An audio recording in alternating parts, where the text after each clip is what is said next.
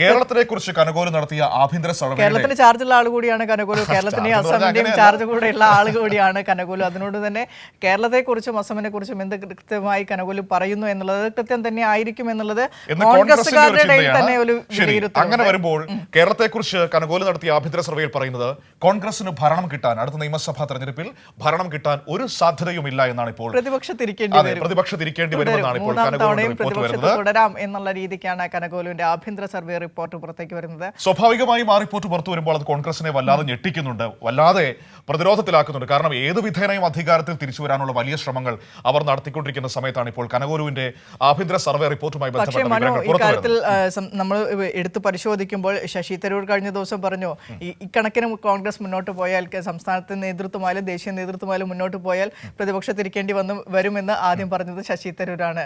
രണ്ടാമത് പറഞ്ഞത് മുല്ലപ്പള്ളി രാമചന്ദ്രനാണ്.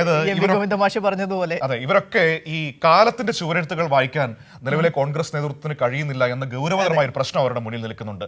കാലത്തിനനുസരിച്ച് പ്രതിപക്ഷം എന്ന് പറഞ്ഞാൽ എന്തിനും ഏതിനും സർക്കാരിനെ ചീത്ത വിളിക്കുന്നവരാണെങ്കിൽ സർക്കാരിനെ എതിർക്കുന്നവരാണ് എന്ന ഏതോ നൂറ്റാണ്ടിലെ ചിന്താഗതിയിലാണ് ഇപ്പോഴും നിയമസഭയിലും കണ്ടു. അതെ, കേരളത്തിലെ പ്രതിപക്ഷം ജീവിക്കുന്നത്. അതുകൊണ്ട് തന്നെ ആ ഒരു കാഴ്ചപ്പാടുമായി മുന്നോട്ട് പോയാൽ രക്ഷയില്ല എന്നാണ് ഇപ്പോൾ കനകോലുവിന്റെ റിപ്പോർട്ട് വന്നിരിക്കുന്നത്. നമുക്ക് നോക്കാം. വിഷ്ണു തലവൂരുണ്ട്, ഒപ്പം തന്നെ വിജിൻ ഭയന്തോടും അതിനുശേഷം ചേരും. ആദ്യം വിഷ്ണു തലവൂരാണ് നമ്മളോടൊപ്പം, ടെലിഫോണിലാണ് വിഷ്ണു ചേരുന്നത്. Vishnu, good morning. ഏതായാലും കനകോലുവിന്റെ ആഭ്യന്തര റിപ്പോർട്ട് ഇപ്പോൾ പുറത്തു വന്നിരിക്കുകയാണ്. അതിലെ പരാമർശങ്ങളൊക്കെ ഇപ്പോൾ വാർത്തകളായി എത്തിയിരിക്കുകയാണ്. കോൺഗ്രസ് 2026 പ്രതിപക്ഷത്തിരിക്കേണ്ടി വരും എന്ന ഏറെ പ്രധാനപ്പെട്ട പരാമർശങ്ങളാണ് ആഭ്യന്തര സർവേയിൽ കാണാൻ കഴിയുന്നത് എന്നാണ് ഇപ്പോൾ കേൾക്കുന്നത്. വല്ലാതെ പ്രതിരോധത്തിലാക്കുന്നുണ്ട് കനകോലുവിന്റെ ഈ റിപ്പോർട്ട് കോൺഗ്രസിനെ. കാരണം കനകോലു ആണല്ലോ ഇപ്പോൾ കേരളത്തെ സംബന്ധിച്ച് ഹൈക്കമാൻഡിന്റെ അവസാന വാക്കെന്ന് പറയുന്നത്.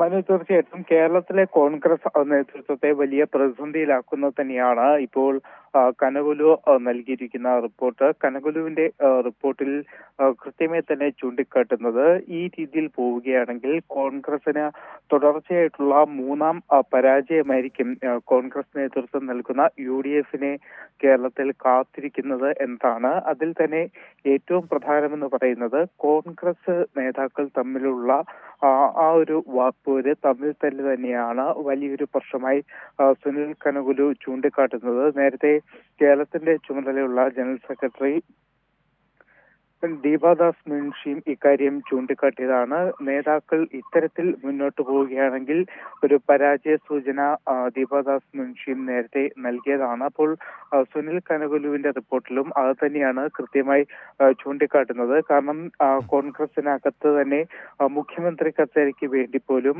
പരസ്പരം നേതാക്കൾ പോരടിക്കുന്നതൊക്കെ നമ്മൾ കണ്ടതാണ്. പിന്നീട് ഹൈക്കമാൻഡ് ഇടപെടുകയും നേതാക്കളുടെ പരസ്പര ഇത്തരത്തിൽ ഒരു പരസ്യ പ്രതികരണമൊക്കെ വിലക്കുകയും ചെയ്ത ഒരു സാഹചര്യം ഉണ്ടായിരുന്നു. അതിനുശേഷം തരൂർ വിഷയത്തിലും വലിയ പൊട്ടിത്തെറി കോൺഗ്രസിനകത്ത് ഉണ്ടായിരുന്നു. അപ്പോഴൊക്കെ തന്നെ എല്ലാ ഘട്ടത്തിലും ഹൈക്കമാൻഡ് ഇടപെട്ടുകൊണ്ട് ഈ നേതാക്കളുടെ പരസ്യ പ്രതികരണം അത് നിർത്തലാക്കേണ്ടി വരുന്നു, അത് തടയേണ്ടി വരുന്ന ഒരു സാഹചര്യം ഹൈക്കമാൻഡിനുമുണ്ട്. അപ്പോൾ ഇതൊക്കെ തന്നെ കോൺഗ്രസിനെ അല്ലെങ്കിൽ UDF-നെ വലിയ തോതിൽ തെരഞ്ഞെടുപ്പിൽ ബാധിക്കുമെന്നതാണ്. അല്ല, ഇവിടെ ഇനി തുടർച്ചയായി മൂന്നാം തവണയും പ്രതിപക്ഷത്തിരിക്കേണ്ടി വരും എന്ന് കനകോലുവിന്റെ ആഭ്യന്തര സർവേ പറയുമ്പോൾ അതെങ്ങനെയാണ് വിഷ്ണു വായിച്ചെടുക്കേണ്ടത്? കോൺഗ്രസിന്റെ സംസ്ഥാനത്തെ നേതൃത്വം സമ്പൂർണ്ണ പരാജയമാണ്, അതുകൊണ്ടാണല്ലോ മൂന്നാം തവണയും പ്രതിപക്ഷത്തേക്ക് പോകേണ്ടി വരുന്നത്.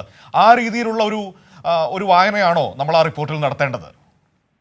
മനു, രണ്ട് കാര്യങ്ങളാണ് ഉള്ളത്. ഒന്ന്, ഈ കോൺഗ്രസ് നേതൃത്വത്തിന്റെ പരാജയം, അതോടൊപ്പം തന്നെ തമ്മിൽ തല്ല്. ഇതിനു പുറമെ മറ്റൊരു പ്രധാനപ്പെട്ട കാര്യം സംസ്ഥാന സർക്കാരിന്റെ പ്രവർത്തനമാണ്. കാരണം കടുത്ത സാമ്പത്തിക പ്രതിസന്ധിയിൽ പോലും ജനക്ഷേമ പദ്ധതികൾ നടപ്പാക്കാൻ LDF സർക്കാരിന് കഴിയുന്നുണ്ട്. അത് ജനങ്ങൾക്കിടയിൽ വലിയ തലത്തിൽ സ്വാധീനിക്കപ്പെടുന്നു എന്നതാണ് സുനിൽ കനകോലു നൽകുന്ന റിപ്പോർട്ടിലുള്ളത്.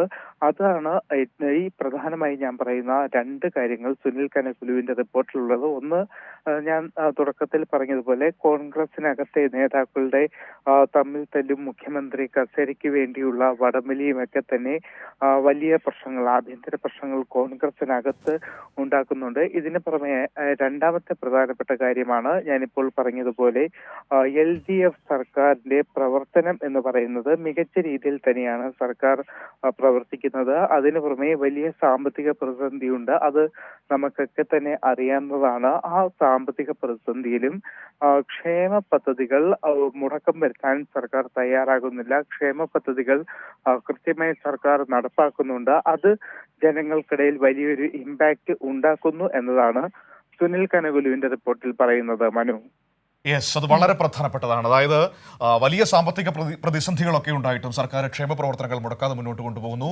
മറുഭാഗത്ത് അതേ രീതിയിൽ തന്നെ വികസന പ്രവർത്തികൾ മുന്നോട്ട് പോകുന്ന പശ്ചാത്തലമുണ്ട്. അതുകൊണ്ട് തന്നെ ജനങ്ങൾക്ക് ആ രീതിയിൽ അതൃപ്തി സർക്കാരിനോട് ഇല്ല എന്നാണ് പറയുന്നത്. അപ്പോൾ ഇക്കണ്ട കോലാഹലമെല്ലാം ഈ നാട്ടിൽ മാധ്യമങ്ങളും പ്രതിപക്ഷവും ഉണ്ടാക്കിയിട്ടും ജനങ്ങൾ അതിനെ ഇമ്പാക്റ്റോ കോൺഗ്രസിന് ലഭിക്കുന്നില്ല എന്നാണ് ജനങ്ങൾ അതിനെ കണക്കിലെടുക്കുന്നില്ല എന്നാണ് കനകോലൂരിന്റെ ആ റിപ്പോർട്ട് ഇപ്പോൾ കോൺഗ്രസ് നേതൃത്വത്തോട് പറഞ്ഞു വെക്കുന്നത്. വിനിഷ, അവിടെ പ്രധാനമായും ശ്രദ്ധിക്കേണ്ട ഒരു കാര്യമുണ്ട്. അപ്പോൾ സ്വാഭാവികമായും ഇങ്ങനെ ഒരു റിപ്പോർട്ട് വന്ന സ്ഥിതിക്ക് ഇതിനെ മറികടക്കാൻ കോൺഗ്രസ് നേതൃത്വം പലതരത്തിലുള്ള ശ്രമങ്ങൾ ഉണ്ടാകും. അപ്പോൾ സംസ്ഥാന സർക്കാരിനെതിരെ പലതരത്തിലുള്ള ആരോപണങ്ങളും ആക്ഷേപങ്ങളും ഒക്കെ വരും ദിവസങ്ങളിൽ വരാൻ ഒരുപാട് സാധ്യതകളുണ്ട്. കാരണം മാധ്യമങ്ങളുടെ ആ രീതിയിലുള്ള പിന്തുണ ഉള്ളതുകൊണ്ട് തന്നെ ഏത് തരത്തിലുള്ള ആരോപണങ്ങൾ വേണമെങ്കിലും ഉന്നയിക്കാം. യെസ്, അപ്പോൾ അതിന്റെ ഒരു സാധ്യതയുണ്ട്.